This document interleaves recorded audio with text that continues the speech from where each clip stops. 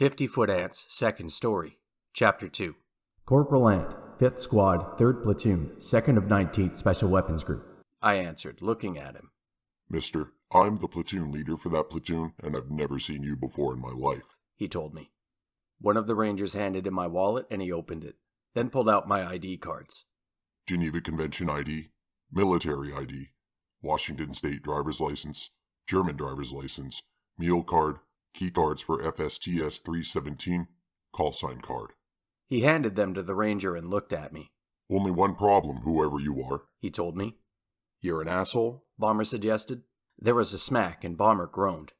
We just had a company inspection for the new company commander, and I don't recall there being two monkeys in this unit. He told me.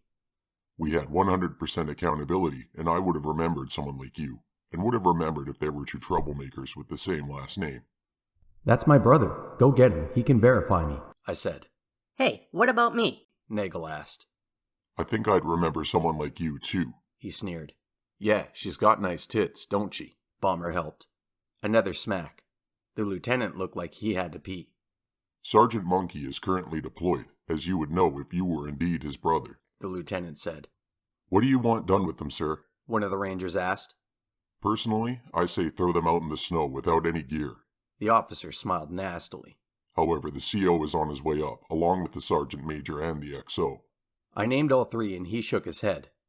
Sorry, but it looks like your information is out of date. None of those men have been here in at least 6 months. Who sent you? The lieutenant asked. V-Corps told 168th Armor that we were supposed to come back. I said. We loaded up our gear and headed out, dropped off our vehicles at the motor pool, and came back to the barracks. We heard about that stunt. The lieutenant sneered.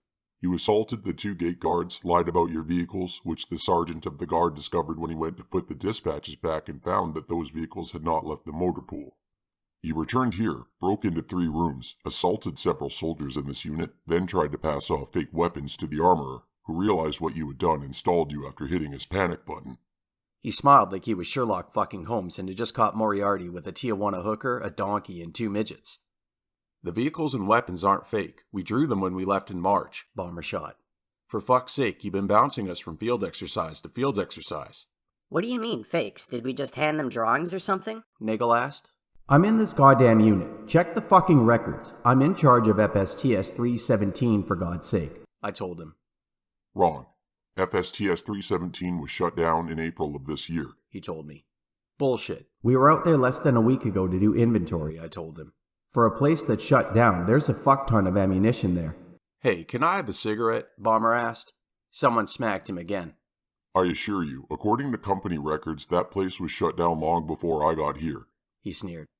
Well, your company records are full of shit. I've got the keys to the whole goddamn place in my rucksack, the key cards to it, and less than a week ago, we inventoried about 10,000 fucking 8-inch VX rounds. I told him, my voice raising as I went on. Your records are fucking wrong. Call V-Corps, ask them. We just fucking inventoried it. That got me a smack on the back of my head and I groaned. That shit hurt. My skull was a hell of a lot better than it had been a year before, but it was still a little sensitive when someone hit me in the back of my head. They made us wait until the CO, XO, and CSM came in. The lieutenant showed them our ID cards, showed them the stuff they'd pulled out of our gear, including my key box and my inventory sheets. The CSM left and came back about 5 minutes later with the unit group photo from a Forger the year before and looked at it really close, then checked the paper behind it. Then showed the CO and the XO. Then they came over to me and looked down at me. Son, when was the last time you were back in garrison? The colonel asked me. March? You know it's October, right? Yes, sir.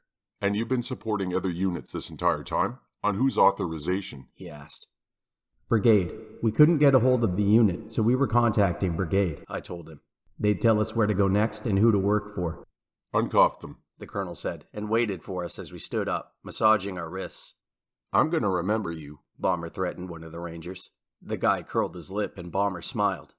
Cool it, I warned, then followed the colonel into his office. He was pulling out files out of the desk drawer. We sat there for over 2 hours. The Rangers left. Bomber threatened the guy that kept smacking him again, and Nagel went to sleep. Our weapon serial numbers weren't on the list, but they were listed in older files as destroyed, same with the rest of our stuff.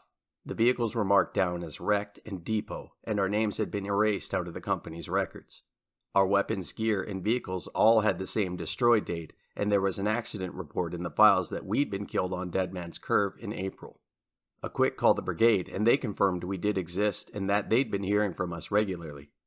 The description of Nagel as a large-breasted woman with brown hair, a scar on her face, and a nasty attitude cinched it.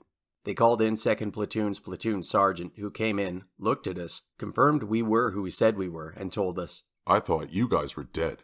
The story around the unit was we'd been killed back in April. They even sent our shit home.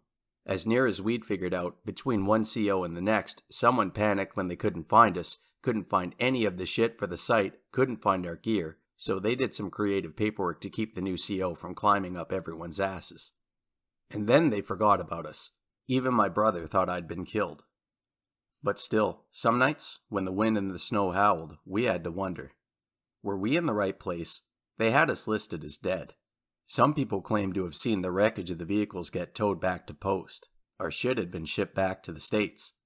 Did we take a wrong turn? Every time something strange happened, they all looked at Nagel, Bomber, and me. Our platoon sergeant told us that if he could authorize a co-ed room, he'd put the three of us in the same room because we creeped everyone out and he didn't trust us. It made the whole winter surreal. 1 month later.